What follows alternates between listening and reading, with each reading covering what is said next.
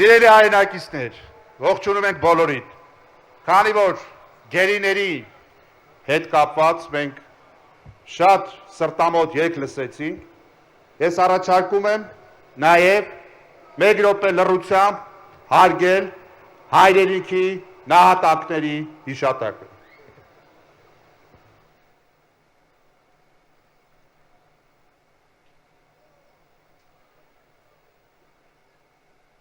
Շնորհակալություն։ Սիրելի հայրենակիցներ, 88 թվականի Արցախյան շարժման ժամանակ ես 7 տարեկան էի ու հորս հետ գալիս էի հանրահավաք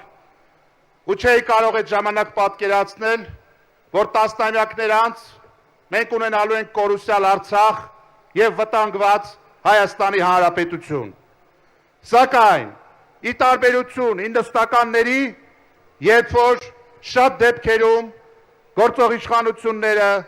մարդկանց ավտոբուսներից իջացնում էին, որ տանեին ռազմաճակատ, 20 թվականին ժողովուրդը ջարդում էր զինկոմիսարիատների դուռը, որ գնա կռիվ։ Բայց այս իշխանությունները Արցախը տարան կործանման։ Հիմա բոլորի տանունից ուզում եմ դիմել Նիկոլ Փաշինյանին։ Նիկոլ Փաշինյան 2019 թվականին ԵՀԿ Միսկի խմբի համանախագահությունը Արցախի հակամարտության հետ կապված ինչ է քեզ առաջարկել։ Ինչ են առաջարկել, որ դու մերժել ես ու բանը տարել ես պատերազմի։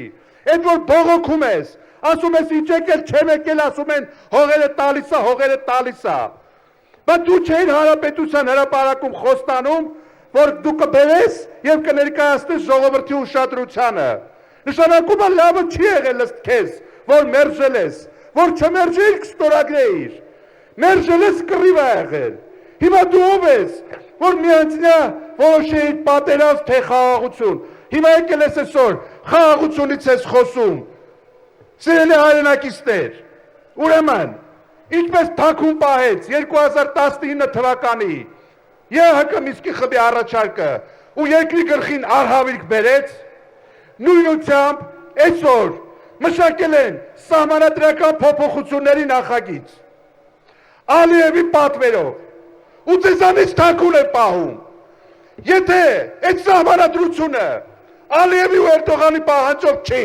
եթե դու վախենալու բան չունես, եթե դու թաքցնելու բան չունես, երկու օրից ընտրություն է տեղի ունենալու։ Ինչի ես թաքուն պահում ժողովրդից։ Թաքուն ես պահում, որովհետև դու ուրացել ես Հայաստանի անկախության հռչակագիրը։ Հայաստանի անկախության հռչակագիրը ուրացել է մեկ մարդ, եւ այդ մեկ մարդը դու ես, եւ այդ մեկ մարդը դու ես, եւ այդ մեկ մարդը։ Ուրեմն Հայաստանը սարքել է կոնցլագեր, բաց երկնքի տակ, եւ այդ մեկ մարդը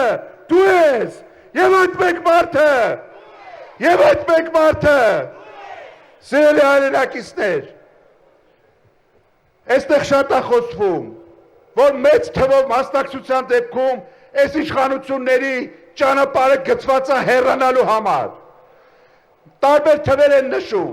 բայց քանի որ սրանք թուրքի պահանջով ուրանում են նաև ցեղասպանությունը, ցեղասպանության 1.5 միլիոն նահատակներին, ուրեմն բոլորս հունիսի 7-ին նույն թվով 1.5 միլիոն հայ պետք է գնա դրա տեղամաս, 2.5 միլիոն քրյաթերթիկ, համարեք այդ 1.5-ը ամեն մեկը մի հատ մոմ եք վառում ցեղասպանության նահատակների համար։ Ուրեմն հունիսի 7-ին, համար 7-ին, հունիսի 7-ին, համար 7-ին, միացիր, միացիր, միացիր, ուրեմն փառք Հայաստանի երրորդ հանրապետությանը, փառք նահատակներին, փառք հայ-առաքելական եկեղեցուն,